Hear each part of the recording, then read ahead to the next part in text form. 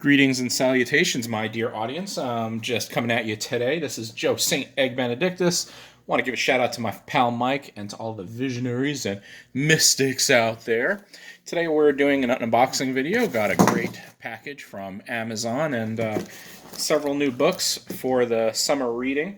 One of these days I have to do a update on the books that I unboxed several weeks ago. If you go to my old videos, we did an unboxing several weeks ago, and I have to give an update. For instance, one of the books I got was this, Ministry of the Forgotten, Dementia Through a Spiritual Lens. I did not get to this yet, although I was supposed to this summer, and well, we're getting into July, so one of these days I'm going to have to read this book. Another book that I got over several weeks ago was The Christian Gospel for Americans by David Griffin. He's a process theologian. I'm not much of a theologian, and I'm sure a lot of viewers of this channel would say, process theology, what's that? But it is interesting. I don't buy into everything of process theology, but it does interest me as an option for how to think about God and the world around us, especially when it comes to different ways of thinking about how God interacts with us and creation. I also got in the mail several weeks ago. I didn't do a video, obviously. It was only one book. Mary's Journal, A Mother's Story, something to read during Christmas time. Just a fictitious picture, portrait, historical portrait about Mary. And we got that from a parishioner. So thank you to Ginger, if you're out there. And looking forward to that. But today's break is this package just received today. So it's mail day. Mail day. So let's jump right into it and see what we can get here. So without further ado, all right.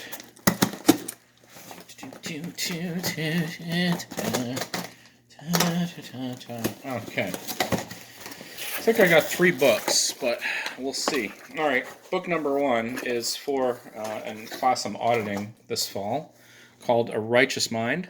Why Good People Are Divided by Politics and Religion.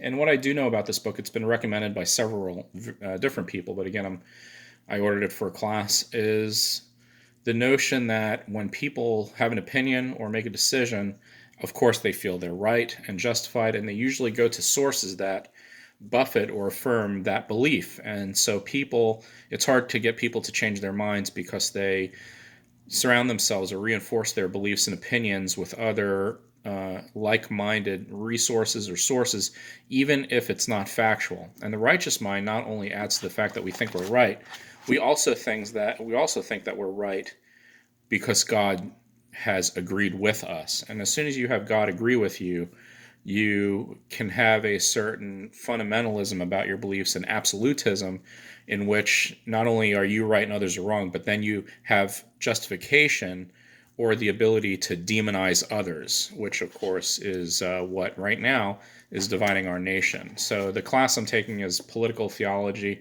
The Righteous Mind is one of those required texts. So there it is.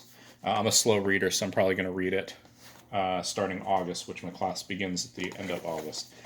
The next book is for a reading group that I started with some friends of mine we started a book reading group and a learning group about race relations in order to educate ourselves about systemic racism as well as how to contribute to repairing race systemic injustice and also coming to the point of being able to contribute not only solutions or a way to bring about justice, but also understanding what it is like to live in the world as a person of color, because I'm not a person of color.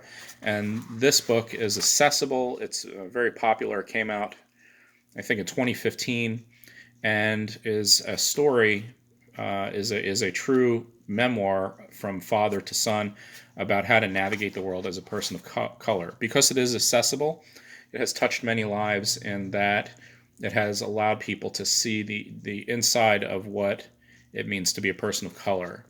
One of the contentions I have is when people say Black Lives Matter, what they really mean, they don't mean that other lives don't matter. What they mean is that black bodies matter. Because if you live in a black body, you being in a certain space or taking up space affects your surroundings differently than if you're in a white body. So you could say, well, all lives matter. That's true.